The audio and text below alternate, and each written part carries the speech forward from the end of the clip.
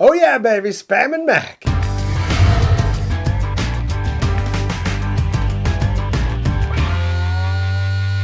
Welcome to the Picky Eater channel. I'm Tony and I am the Picky Eater. Today we're doing a Cooking with the Picky Eater segment with a food that is somewhat polarizing. It seems that you either love Spam or you just don't like it. And it's something that you might think that a Picky Eater wouldn't like, but it's meat. And I like meat, potatoes, starches and meat. That's pretty much it. Now Spam was introduced into my family by my father, who is, he's a Navy guy. He's quite a Navy guy. He went in as an enlisted guy, retired as a commander. He's kind of a badass. And I'm pretty sure that being in the Navy is how I got introduced to Spam, because I can't imagine my mom having picky. My mom is picky too.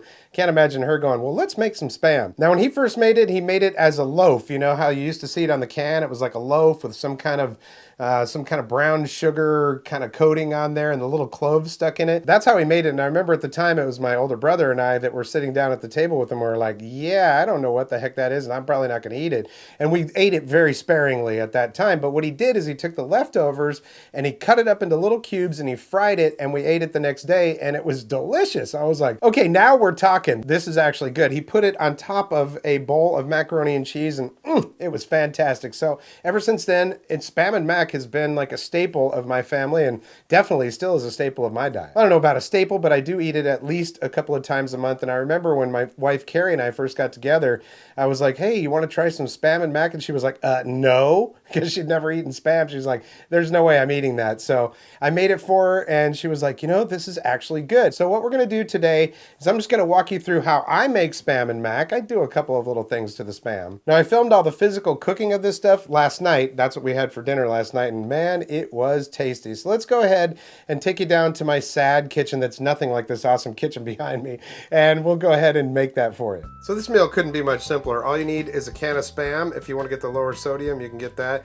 And they got other varieties like bacon and stuff, but yeah, you don't want that. You just want regular old Spam.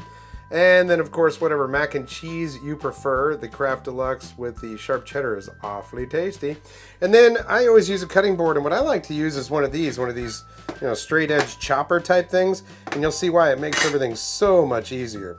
And I keep a little knife around for butter and stuff like that. And that's what we've got inside the pan. I just got a couple little pats of butter. You don't want a whole lot of it. I mean, you don't really need butter for Spam, but I like it. Okay, so we're just gonna take the Spam, pop off the cap. Luckily the Spam isn't like as full of gelatin as it used to be. It used to be pretty nasty, but you still eat it. Now, if you're unfamiliar with cooking with Spam, it helps to kind of, pop the can like that. It breaks the seal around the Spam itself. There we go. Just shake it out onto your cutting board like that. Flop it over, and then this is where this thing comes in. It really makes things a lot easier. So I'm just gonna cut slices, try to make them uniform. About that thick right there. And then you can just take the next slice and put it on top, and that way you kind of get them all uniform like that. I mean, it doesn't have to be perfect or anything like that. Then you just take the slices, kind of compile them the way that they were in the loaf, flip it around like that, and then we'll just slice it again. It's certainly not an exact science. Then take each one of those pieces and kind of cut them in half like that.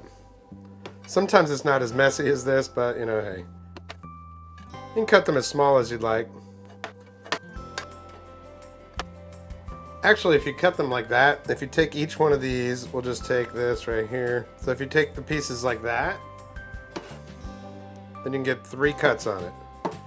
And that is just about the right size. So I tell you what, let me go ahead and cube up the rest of this Spam, and then we'll come back when I put it in the frying pan. Now, I don't know how your stove is, but this thing is old. It's like from 1972, so I gotta turn this thing up to like almost high, a little bit above medium high.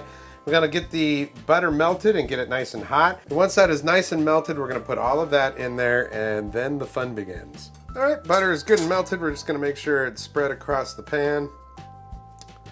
Really want that pan to be hot when you put these in there, but I'm gonna go ahead and put them in there now. As long as the butter is melted. It's half the battle. Spammy goodness! You know how it is when you have that favorite utensil that's been burned and scarred and all that stuff? Well, that's how this thing is. For whatever reason, it's nice and thin. I like using this one. And then the wooden fork, well, that's indispensable for me, especially for something like this, because basically, I'm gonna go in here and break all these little cubes up. Now the reason why you need these utensils is because it's kind of like when you're making donuts. If you've ever seen somebody making donuts at a donut shop, they gotta keep flipping them. Well, with all these little cubes in there, if you don't flip them, then one side of them gets totally burnt and then the rest of it's soft. It's just no good. So you want to get some kind of uniform cooking on them. So that is why it's kind of a pain to make fried Spam, because you got to keep sitting there flipping all these little pieces, especially if you like them really crispy, because you're gonna have to do it for a while. Now, not one to leave well enough alone. I do love my coarse ground black pepper, so I'm gonna put some of that in there. I like to pepper up my Spam. All right, so it's gonna take a little while for this stuff to actually get up to heat for when I have to start spinning them, so we're gonna go ahead and fast forward a little bit. Oh, and don't tell my wife, because she says it's already salty enough. I do like to put a little bit of soy sauce in there. I know, just a tiny bit. You don't need very much. That's what I like. So what I do is I just stir them around as they're cooking. Let them get, to where they're at least crispy on one or two sides, and then I'll start flipping them. See, because you can see like this piece right here is nice and crispy on one side of it, and then it's raw over there, so we want to, you're going to have to start flipping it around. So while I do most of the cooking in my house, I do not do pasta. For whatever reason, I can't do pasta. I always mess it up. So when it comes to this, we're going to let my wife Carrie take care of that, the deluxe macaroni and cheese. But in the meantime, right now, going through and flipping some of these. So yeah, you got this little piece right here. It was nice and crispy on one side. You got to flip it over. Anytime where you see the pink over here, you just got to flip it over so we can get the pink down on the pan and get that to frying. Of course, it's all a personal preference. I mean, if you like to have some pink, well, go ahead and get you some pink. So you can see why this is like a seemingly easy dish. Like, oh, there's only 2 ingredients, Spam and macaroni and cheese. But unfortunately, it does take some time to sit here and flip over all these little pieces. So in the meantime, what I've done is I've prepared a paper plate with some paper towels, and I'll start pulling them out of there as they're finishing up. Alright, so I was able to take some of them out as it was cooking, but the rest of these are pretty well done, so we're going to go ahead and just get the rest of them out. Now that is some Spam porn right there. Look at that. Oh, crispy, golden, beautiful, tasty morsels. Yummy. Okay, we got all that Spammy goodness, and my wife Carrie has made us some macaroni and cheese, so I'm going to let her go ahead and serve that into the bowls there. My awesome 1972 stove over there.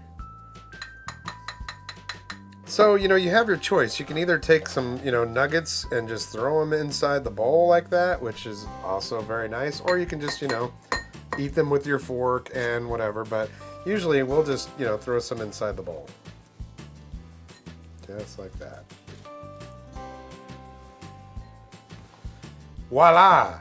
Macaroni and cheese and Spam.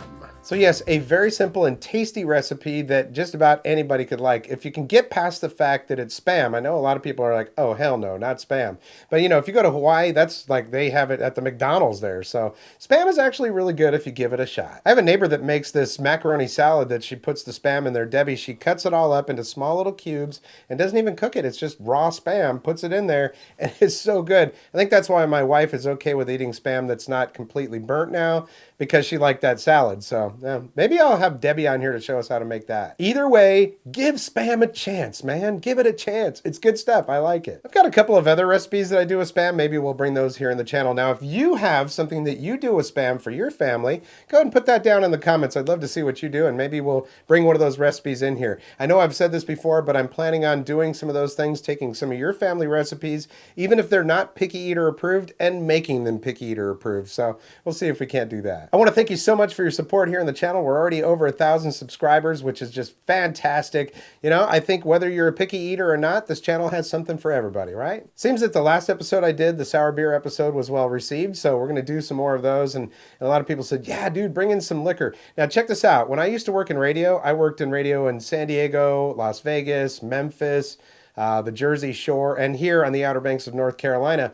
When I was in Memphis, we did an episode one time, which we actually won an award for, where it was right before St. Patrick's Day, and everybody liked to drink there on St. Patrick's Day, like they do anyways anywhere. But we did this episode where we brought in a police officer and some bar food and some of the same drinks that I would normally drink in a night on a bar. I mean, at a bar. And then what we did is we had the drinks over time and just kind of saw how long it would take me to actually get drunk, legally drunk, and then, where you could tell if I was drunk or not. Maybe we'll do that episode here for New Year's. We'll see. But yes, I really do appreciate you. Likes, comments, subscriptions, shares. Feel free to share these videos with anybody that you'd like. I do have an Instagram now for the Picky Eater channel. It's Picky Eater channel on Instagram. There's also a Facebook page. I'll put the links for those down in the description. I'd appreciate a follow on those as well. The Instagram one's pretty anemic right now. There's like, 6, 7 followers on there, but you can help me, can't you? Mostly I appreciate you watching this channel, and I hope you stick with us as we grow and subscribe. That's going to do it for this episode. We'll catch you next time on the Picky Eater channel.